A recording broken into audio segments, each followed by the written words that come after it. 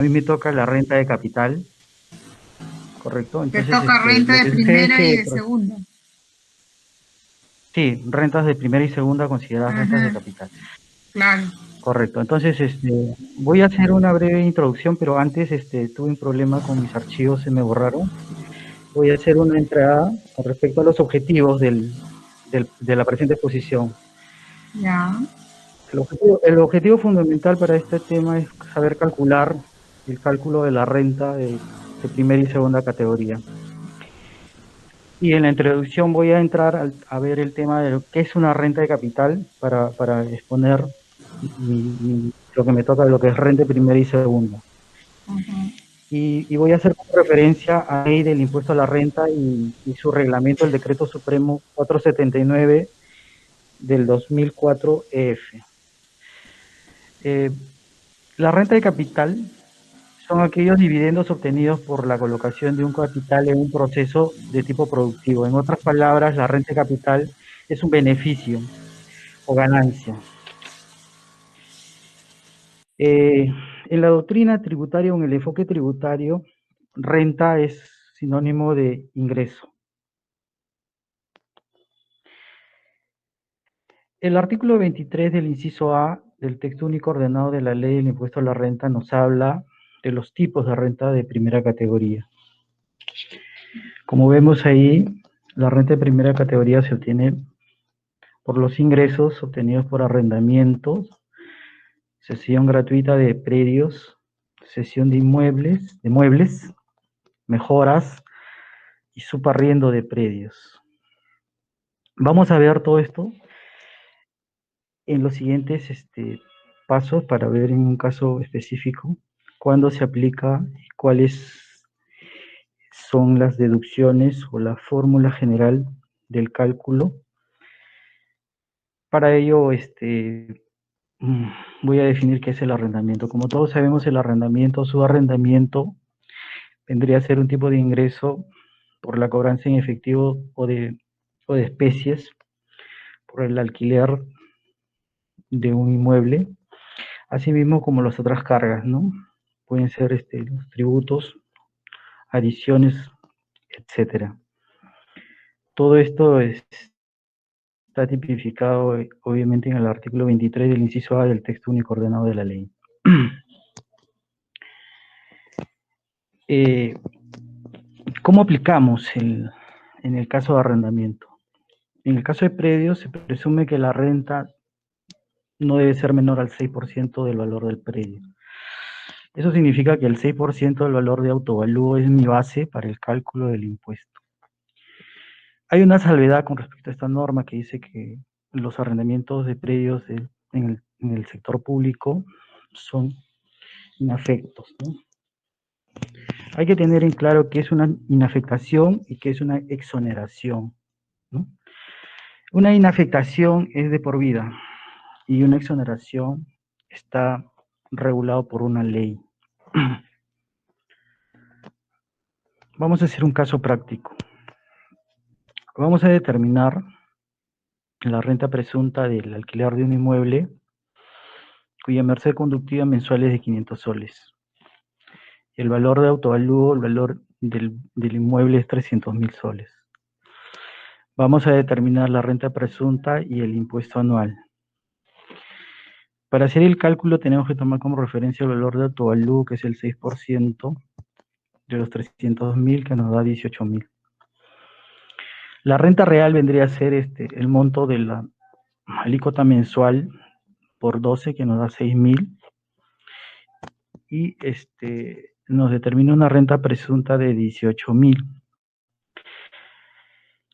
¿Por qué 18.000? Porque dice que no puede ser menor al 6% del valor de autovalúo. Entonces, tomamos como referencia la renta presunta de 18.000. A eso deducimos el 20%, que vendría a ser 3.600, nos da 14.400. El impuesto anual para el cálculo de la renta se aplica el 625, que son 900 soles.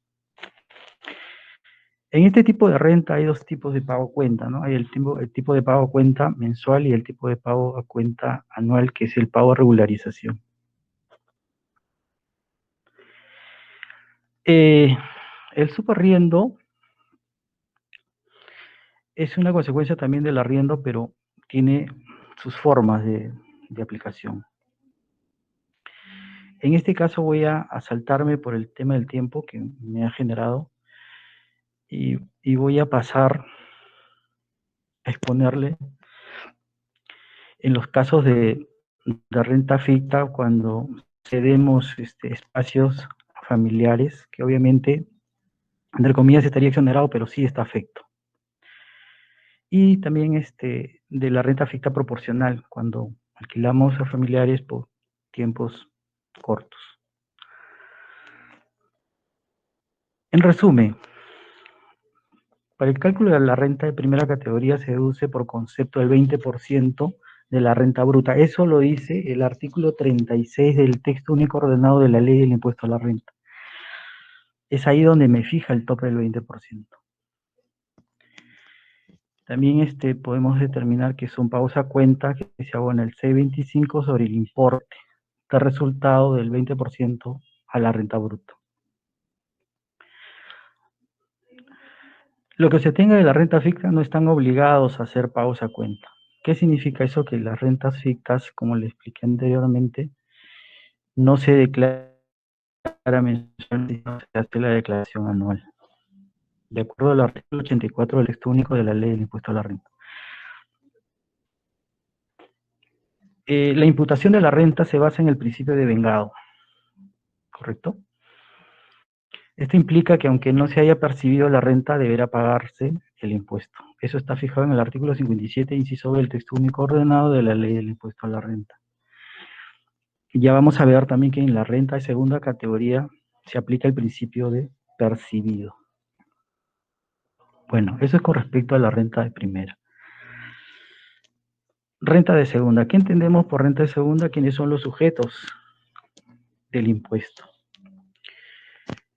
Los sujetos del impuesto son las personas naturales, sucesiones indivisas, sociedades conyugales. Esto, como bien ya lo hemos estudiado anteriormente, qué tipo de contribuyentes somos, ¿no? Ya sabemos que es una persona natural, una asociación indivisa y una sociedad conyugal. ¿Qué ingresos están afectados? De acuerdo al artículo 24, están afectados las transacciones de bienes muebles, cesiones de derecho, dividendos, colocación de capital, ¿no? En cesión de derechos hablamos de llaves, de marcas, patentes, regalías, etcétera, y similares. Dividendos, hablamos de acciones en empresas que participamos, y en lo otro es colocación de capital en bolsa. La definición es que son aquellas rentas que se dan por colocaciones de capital, regalías, patentes, etcétera, todo lo que le he mencionado anteriormente. Ahora vamos a hacer el cálculo, cómo se calcula el impuesto. De acuerdo al artículo 52-A de la ley del impuesto a la renta, la tasa del impuesto es el 6.25 de la renta neta obtenida. Tenemos dos formas, de acuerdo al artículo 36, ¿no? La primera es deducimos el 20% del precio de venta, nos da una renta neta. De esa renta neta aplicamos el C25, ese es el impuesto a la renta resultante. La segunda es, aplicamos directo a la renta bruta el 5% y nos tiene que dar el igual monto del impuesto a la renta. El pago del impuesto, en función al artículo 39, esto vamos a hablar con respecto a los valores mobiliarios. Hay dos tipos, uno es por retención y el otro es por pago directo. Por retención es cuando Cavalli nos retiene, o sea, una empresa X, y cuando es pago directo, cuando nosotros hacemos operaciones extrabursátil, fuera de bolsa. En esta segunda parte voy a hablar del tema del que es el costo computable. Y acá hay varios temas que hay que aclarar, ¿no? Por ejemplo, el costo computable está estipulado en el capítulo 5 del artículo 20 y 21 de la ley del impuesto a la renta. El costo computable es entendido como el costo de adquisición de los valores mobiliarios. ¿Qué entendemos por eso? Es a cuánto me costó el bien, cómo lo determino, y en función a eso voy a determinar un costo, ¿no? Obviamente que el costo tributario es diferente a un costo de venta, ¿no? Cuando hablamos en tributación, hablamos de costos de adquisición. Y esto nos fija cómo lo podemos evaluar. La fórmula es el precio de venta que adquirimos menos el costo de adquisición y nos va a determinar una renta bruta. Eso es lo que nos dice en el capítulo 5 del artículo 20 y 21 de la ley del impuesto a la renta. Vamos a hacer un ejemplo. Este es un ejemplo de una persona que adquirió un inmueble en enero del 2019 por 100.000 nuevos soles. En dicho inmueble estuvo viviendo hasta un cierto tiempo y decidió venderlo. Meses después, por modificación y traslado de trabajo en el 2019, decidió venderlo, ¿no? Por 120.000. Acá hay que hacer un acápite con respecto al tema de cuando una casa es casa-habitación, ¿no? La norma dice que la casa-habitación tiene que ser por lo menos 2 años. Esa es la norma, esa es la regla, ¿no? Casa-habitación, 2 años. ¿Qué significa? Que yo, si estoy dentro de los 2 años y lo utilizo como casa-habitación, ¿correcto? No estoy afecto. Bueno, determinamos el impuesto. ¿Cómo calculamos? Se debe precisar que dicho inmueble lo tiene en su propiedad. Si se asume que por 2 años, vamos a calcular el precio de venta menos el costo de adquisición o el costo computable, que vendría a ser la renta bruta. O sea, los 120.000 menos los 100.000, hay 20.000 soles, que vendría a ser la ganancia. A eso deducimos el 20%, que es 16.000, y aplicamos el 6%, que es el impuesto a la renta. Y eso lo pagamos con el formato oficial de SUNAT, que es la guía de pagos varios. En el segundo caso hablamos de una venta que ha sido posterior a junio del 2019, ¿no? Se vende un local comercial por 15.000, la fecha 15 de abril, a Pablo Vargas. Este inmueble fue adquirido en el año 1999, por la cual esta operación no se encuentra grabada. A eso tenemos que tener conocimiento que todos los muebles adquiridos antes del 2004, no se paga renta de segunda. Bueno, calculemos. El impuesto se aplica sobre la renta neta obtenida al resultado de la diferencia entre el precio de venta menos el costo actualizado. Hay que actualizar el costo en este caso. La ganancia es 1.000, descontamos 200, nos deja una renta 800 y el C25 es 50 soles. Este caso es en el caso de los bienes cedidos a títulos gratuitos hasta el 31 de diciembre de 2012. En asterisco le puse que esto está regido por esta norma del artículo 21, inciso A2 de la ley del impuesto a la renta, que señala que podía valorizarse el inmueble adquirido a título gratuito y esta valorización era deducible. ¿Qué significa? Que todos estos bienes se puede uno valorizar y poder deducir para determinar la base de la renta presunta y aplicar la imposición del 5%. ¿Y cómo es ahora? Por ejemplo, ahora, si nosotros cedemos un inmueble a título gratuito, no tenemos costo de adquisición. El costo de adquisición es 0. ¿Qué significa? Que de acuerdo a la ley, al decreto legislativo 1120, que entró en vigencia el 1 de agosto de 2012, todos los inmuebles adquiridos a título gratuito desde esa fecha, es decir, son determinados como costo 0. No tienen deducción y se aplica directo. Entonces aplicamos el 5%, que vendría a ser 6.000. Cuando hablamos de habitualidad, acá la norma nos habla de, por ejemplo, si nosotros realizamos constantemente la actividad de ventas de inmuebles por más de 3 veces, y por el tema de la habitualidad, que está regido en el artículo 4 de la ley del impuesto a la renta, en su artículo 17 del reglamento, este contribuyente ya pasaría a pasar ingresos de renta de tercera categoría, automáticamente. Vamos al otro tipo de renta segunda en el tema de regalías. ¿Qué es una regalía? Es toda contraprestación en efectivo, en especie, originado en uso, por privilegios, usar patentes, marcas, diseños, planos, etcétera, etcétera, ¿no? Como vemos, la regla es lo mismo, calculamos la renta presunta, en este caso de señorita María, transfiere en forma definitiva sus derechos de autor, ¿correcto? Por 320.000. A eso se deduce el 20% y nos da una renta de segunda de 256.000. La retención, el 625 y 16.000. Aplicamos el cálculo directo como la regla anterior que les expliqué, el 5% de 320.000 es 16.000, los dos cuadran.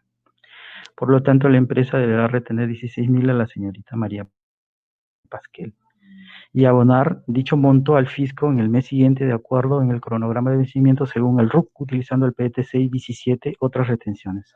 Y esto está regulado en el artículo 39 de la ley del impuesto a la renta. Renta vitalicias también. El señor López cobró en el mes de junio de 2019 la suma de 6.500 por concepto de renta vitalicia. Se determina, ¿no? Se va a determinar en función a su renta vitalicia, que es 6.500, la deducción del 20%, la renta neta se aplica al C25, 325 soles. ¿Quiénes son los retenedores? La compañía de seguros vida. Y debe declararse también en el PET 17, periodo junio, que se presente en el mes de julio. Hay una pregunta, acá hay un tema ¿y de qué entendemos por la renta? Bueno, no. ¿Perdón? Sí, nomás, sí, después.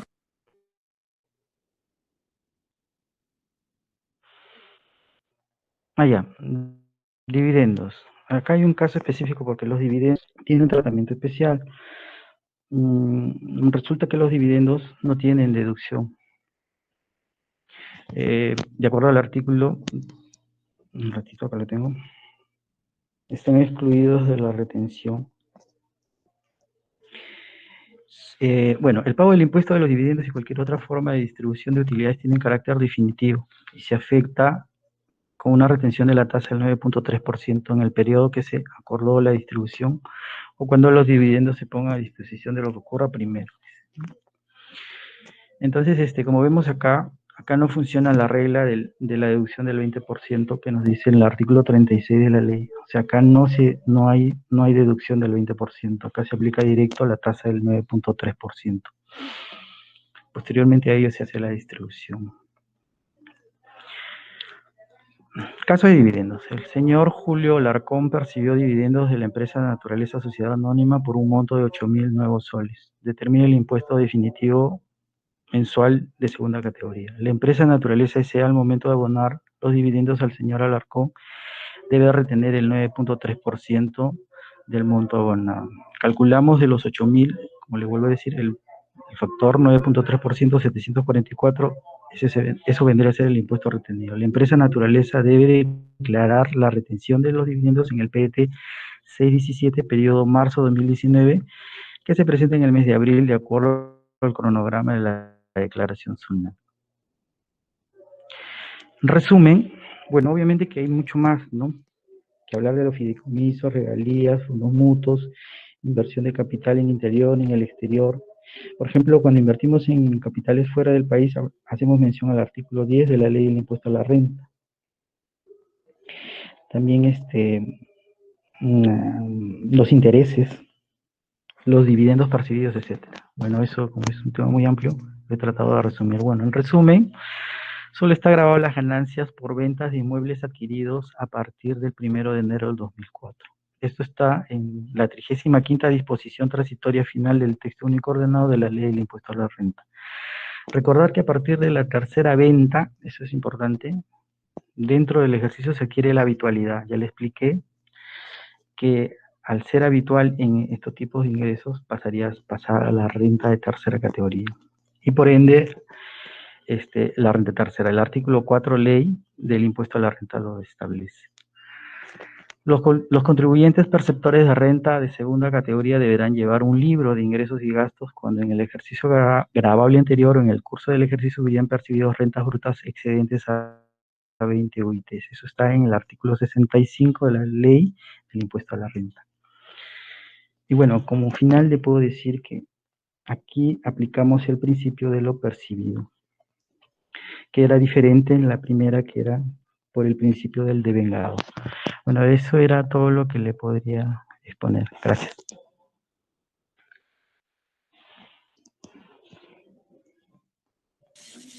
La pregunta que hacía sobre tu trabajo es ¿a qué se reconoce como dividendos? ¿Puedes pasar otra vez tu diapositiva?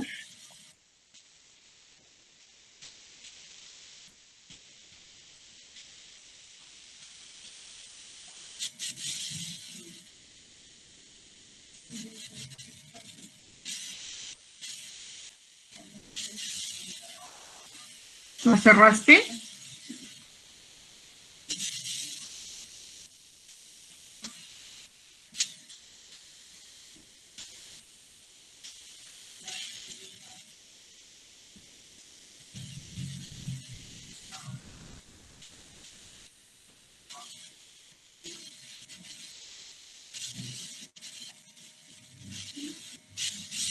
A ver, avanza.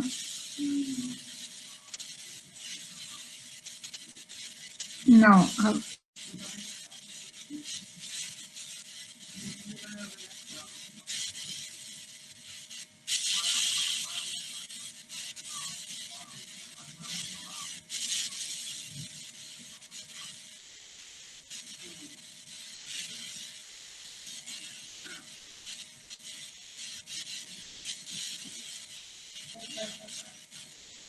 No, después regalías sigue dividendo, me parece.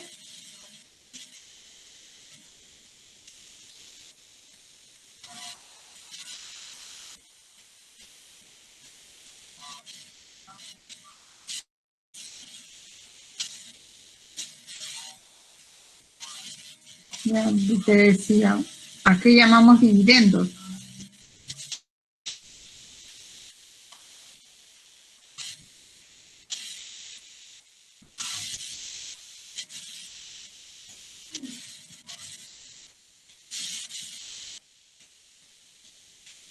Jiménez.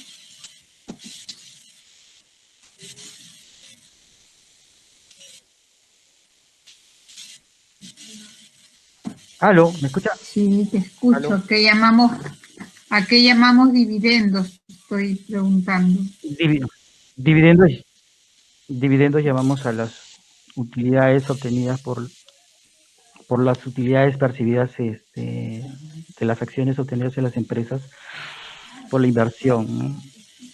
Invertimos en empresas a través de estas acciones y obtenemos utilidades en función a nuestra O sea, cantidad de acciones. es el beneficio Sí, económico por ser socio de una empresa. Al final del exacto. ejercicio voy a generar utilidades llamadas dividendos, ¿no? Exacto. Ya. Bueno, has teorizado bastante, Jiménez, pero la parte más importante te la has salteado. Cuando hablamos de renta de primera, inclusive la segunda. Bien, Lo ok. que pasa es que... Falcón, sí, Sí, dime, gracias, gracias. te escucho. No, no, gracias, gracias. Ya. Falcón.